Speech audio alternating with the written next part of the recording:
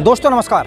इस वक्त हम मौजूद हैं गाजीपुर बॉर्डर पर और आप मेरे ठीक पीछे देख सकते हैं यहाँ पर जो किसान एकता मंच है वो मंच बना हुआ है और यहाँ पर काफ़ी लोग नारेबाजी कर रहे हैं। इनसे जानेंगे आखिर ये लोग कहाँ से आए हैं और ये धरने पर समर्थन देने के लिए आए हैं कि कहाँ से आए हैं, क्योंकि किसानों का जो धरना है वो 74वां दिन यहाँ पर है। लगातार किसान और प्रशासन के बीच कसमकस चल रही है, लेकिन ना तो सरकार झुकने को तैयार है और ना ही किसान अपने कदम पीछे हटाना चाहते हैं। हमारे साथ यहाँ पर कुछ लोग मौजूद हैं जो यहाँ पर नारेबाजी कर रहे हैं। जानेंगे इनसे आखिर ये कहाँ से आए हैं और किस तरीके से ये अपना समर्थन यहाँ धरने पर देना चाहते हैं। जी, आपका नाम जानना चाहूँगा सर। मैं शशांक भार्गव, विधायक हूँ विदिशा मध्य प्रदेश से। अच्छा, मध्य प्रदेश से आए हैं जी सर, आप तो काफ़ी दूर से आए हैं। और ये आपका चैनल भी हमारे मध्य प्रदेश का है, इसलिए आपका स्वागत है जी, बहुत बहुत धन्यवाद। अच्छा जी, मिलने वालों का जिस तरीके से यहाँ पर 74वां दिन है धरने का, लेकिन सरकार और किसानों के बीच 12 दौर की वार्ता भी हो चुकी है, लेकिन आज तक कोई समाधान इन 3 कृषि कानूनों को लेकर नहीं निकला। क्या कहेंगे सर, क्यों नहीं निकल पा रहा है समाधान? समाधान इसलिए नहीं निकल पा रहा कि हमारे देश में जो प्रधानमंत्री जी हैं वो अपनी हट पर अड़े हुए हैं। आपको याद होगा कि जब देश को आज़ाद कराने के लिए कांग्रेस पार्टी ने आंदोलन किया तो कई वर्षों तक आंदोलन किया, इसके बाद हम देश को आज़ादी दिला पाए। उसी का दूसरा स्वरूप यहाँ दिख रहा है कि एक बगैर पढ़ा लिखा आदमी जिसे सभाएं करके अपनी डिग्री बताना पड़ती है कि मैं यहाँ तक पढ़ा हूँ। मन की बात आदमी किससे करता है? अपनी पत्नी से, जो जनता से बातें करता है। भावनात्मक रूप से छलने की भारतीय जनता पार्टी के प्रधानमंत्री और उनके नेताओं में कला है। वो ये कह रहे हैं कि एक कॉल दूर है लेकिन नंबर नहीं मालूम। देश नहीं बिकने दूंगा लेकिन सामान पूरा बेच दूंगा। तो इस तरह के लोगों को हमने हमारी गलती से आज सत्ता में बिठाया है। समय दूर नहीं है, आंदोलन लगातार चलता रहेगा। हमारा समर्थन किसानों को जारी रहेगा। कल हम किसान यूनियन ने आह्वान किया था कि 3 घंटे तक चक्का जाम किया जाए, तो हमारे पूरे मध्य प्रदेश में चक्का जाम किया गया। विदिशा शहर में हाईवे को 3 घंटे तक हमने रोका। जैसा हमारे टिकैत जी का आदेश मिलेगा उनके हिसाब से हम आंदोलन करते रहेंगे, और जब तक ये तीनों बिल वापस नहीं हो जाते जब तक हम चैन की सांस नहीं लेंगे, क्योंकि ये खाली किसानों का मामला नहीं जी। इस बिल को लागू होने से MSP पे अगर खरीदी बंद हो जाती है तो फिर सरकार कहाँ से तो राशन की दुकानों पर अनाज देगी, फिर तो बड़ी बड़ी कंपनियां जो बहुराष्ट्रीय कंपनियों की गुलामी हमें करने के लिए सौंप रही सरकार, हमें उनकी शरण में जाना पड़ेगा। पूरा अनाज वो इकट्ठा कर लेंगे, और जो आज हमारे देश में कनक का भाव 20 रुपये है, किसान 20 रुपये में बेचता है, वो जनता को 100 और 150 रुपये किलो मिलने लगेगा। मंडियां बंद हो जाएंगी, व्यापारी तमाम बेरोजगार हो जाएंगे, मंडियों के बाहर माल बिकेगा, भुगतान की कोई गारंटी नहीं रहेगी। कॉन्ट्रैक्ट फार्मिंग जो होगी, इन्हीं के गुजरात का मामला है 2 साल पहले का। एक C5 और C6 वैरायटी होती है आलू की, लेह कंपनी के आपने कुरकुरे खाए होंगे, वो उस आलू के बनते हैं क्योंकि वो हार्ड रहता है, उसमें पानी कम लगता है। उसकी कॉन्ट्रैक्ट फार्मिंग लेह कंपनी ने की कुछ किसानों से, बीज दिया, बोआ दिया। बराबर के किसान ने बेचारे ने कहीं से बीज की जुगाड़ करके उसको बो लिया।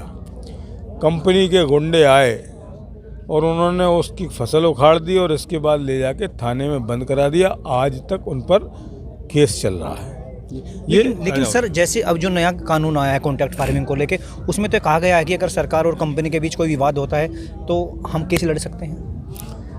SDM की क्या औकात होती है ये हम अच्छी तरह से जानते हैं। अगर हम SDM से कह दें कि इसमें फैसला नहीं करना तो महीनों तक लटकाता रहेगा। कोर्ट में जाने की स्वतंत्रता है हमारे हिंदुस्तान के संविधान में प्रत्येक नागरिक को।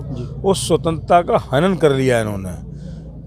आवश्यक वस्तु अधिनियम में उन्होंने अनलिमिटेड छूट दे दी। हमारे देश में कोई भी धर्म, कोई भी जाति, कोई संप्रदाय इस बात की आज्ञा नहीं देता कि वो अनलिमिटेड होल्डिंग करने की परमिशन दे। ये धर्म की बात है, और उस धर्म को भी उन्होंने ताक में रख दिया। आवश्यक वस्तु अधिनियम को हटाकर बड़े बड़े उद्योगपतियों को फ्री कर दिया कि ये पूरा के पूरा माल आप खरीदो, जनता को तरसाओ, बेचो, और जनता भी ये समझने लगे जीने को ही विकास समझे, उस राह पर हमारे माननीय मोदी जी चल रहे हैं। आपके माध्यम से उनसे हाथ जोड़ के निवेदन है कि सुधर जाओ, वरना समय किसी का एक सा नहीं होता। अंग्रेज़ों का राज नहीं रहा, जिनका सूरज नहीं डूबता था। तो मोदी जी तुम क्या चीज़ हो इस हिंदुस्तान की जनता के आगे, जिनने वोट दिया आज तुमसे भीख मांग रहे हो। अभी आपने 3 बातें की है। एमएसपी पे अगर कानून बन जाए, या जो आप कॉन्ट्रैक्ट फार्मिंग की बात कर रहे हैं, अगर सरकार वो किसान के और कंपनी के बीच कोई विवाद है, उसमें किसान को सुप्रीम कोर्ट जाने की आज़ादी अगर मिल जाए, और आपने आवश्यक वस्तु अधिनियम जो भंडारण की आपने बात की है, मोदी जी तो कहते हैं कि भंडारण किसान के लिए खोला गया है, किसान जितना चाहे अपनी फसल को भंडारण कर सकता है और जब महंगा रेट है उसको बेच सकता है, तो इसमें तो किसान का भी फ़ायदा है। और अगर आपने एमएसपी की बात की, अगर एमएसपी पे कानून बना दिया जाए तो क्या आप लोग सहमत हो जाएंगे? मोदी जी ने जियो की सिम का बड़ा प्रचार किया था और जियो कंपनी ने उनका पुतला बना के एडवर्टाइजमेंट किया था। जियो कंपनी की सिम कितने महीने तक फ्री रही हिंदुस्तान की जनता के लिए, और आज क्या हो रहा है? तो जनता ऐसी भ्रमित बातों में फंसने वाली नहीं है। अब समय समाप्त हो गया भावनात्मक रूप से छलने का जनता को। जनता समझ चुकी है उनका असली चेहरा क्या है और नकली चेहरा क्या है, दाढ़ी के पहले क्या थे और दाढ़ी के बाद क्या है। नहीं, अगर सर अब की बात वार्ता 12 दौर की हो चुकी है और अगर कोई नया रास्ता निकलता है, अब की बार फिर वार्ता के लिए किसान और सरकार के बाशिंदे आमने सामने बैठते हैं, अगर वो कहते हैं कि हम जो आपका एमएसपी है उस पर वो कानून बनाना चाहते हैं और वो कानून बनाकर अगर लेकर आए, तो क्या किसान पीछे हट जाएगा?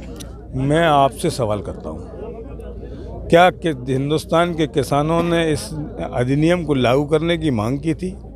क्या उन्होंने ये कहा था कि हमको इस तरह का अधिनियम बना दिया जाए जिससे कि हमको लाभ होगा?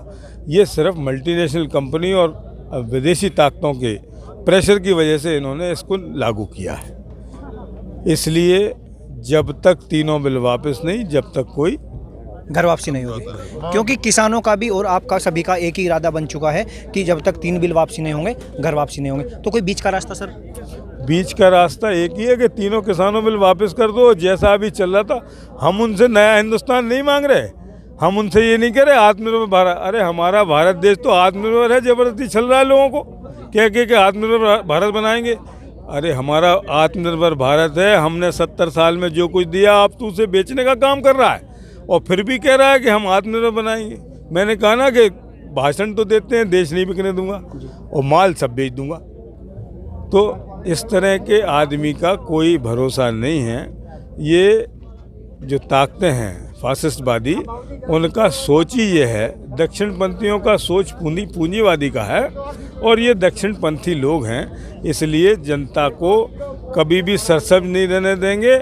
इसलिए जनता अपने हक की लड़ाई में सिर्फ एक ही मांगे, तीनों बिल वापस करो। सर मैं अपने चैनल के माध्यम से एक आपसे आखिरी सवाल करना चाहता हूं कि आपने कहा कि इस तरह के लोगों का कोई भरोसा नहीं है, और जो हमारे दर्शक देख रहे हैं मैं उनको भी बताना चाहता हूं, क्योंकि किसानों का भी भरोसा उठ चुका है सरकार से, और भी विधायक जी हमारे साथ मौजूद है, इन्होंने भी कहा कि इस तरह के लोगों का अभी कोई भरोसा नहीं है। तो विधायक जी मैं आपके माध्यम से अपने दर्शकों तक एक बात पहुँचाना चाहता हूँ, हमारे दर्शक जो है, हमारे जो किसान हैं, आखिर भरोसा किस पर करें?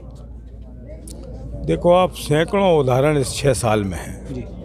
5 साल पहले नोटबंदी की कि 50 दिन दे दो मुझे, इसके बाद किसी भी चौराहे पे अगर सफल ना हो तो फांसी दे देना, जो सज़ा दोगे मंजूर कर लूँगा। जब वो फेल हो गई तो छद्म राष्ट्रभक्ति का नारा लगाया। 42 सैनिक उरी में उन्होंने खुद ने मरवाए, ये मेरा दावा है, जांच करा लो आप, अगर मोदी और मोदी सरकार का उनमें हाथ ना हो तो। उसको छद्म राष्ट्रभक्ति बता दिया और लोगों से ये कह दिया कि देश तो बच गया। अरे मेरे भाई, देश जा कहाँ रहा है? हमारा देश तो अखंड भारत है। ये अखंड भारत का नारा देने से अखंड भारत नहीं हो जाता। 370 में उन्होंने बेवकूफ़ बनाया जनता को, अब राम मंदिर के नाम पे बेवकूफ़ बना रहे हैं। ये नहीं चलता राजनीति में, काट की हंडी एक बार चढ़ती है, चढ़ गई, अब नहीं चढ़ेगी दोबारा। मशीनों की दम पे वो जितना भी बहुमत जुटाने का प्रयास कर रहे हैं, अब मशीनों के भी उल्टे ही तार जुड़ेंगे, सीधे नहीं जुड़ेंगे। अभी हमारे साथ मौजूद थे मध्य प्रदेश से विधायक शशांक भार्गव, क्योंकि ये भी यहाँ पर गाजीपुर बॉर्डर पर पहुँचे हैं और किसानों के धरने में समर्थन करने पहुँचे हैं। क्योंकि आप देख सकते हैं राजनीतिक पार्टियाँ और राजनीतिक पार्टी के कार्यकर्ता, उनके विधायक और सांसद लगातार गाजीपुर धरने पर पहुँच रहे हैं, और मध्य प्रदेश से विधायक शशांक भार्गव भी यहाँ पर हमारे साथ मौजूद थे। क्योंकि आरोप प्रत्यारोप का सिलसिला जारी रहेगा, अब देखना ये होगा कि आखिरकार किसानों की ये मांग कब पूरी होगी। इसमें सरकार पीछे हटेगी या किसान या कोई बीच का रास्ता निकल कर आएगा, अब ये देखना होगा।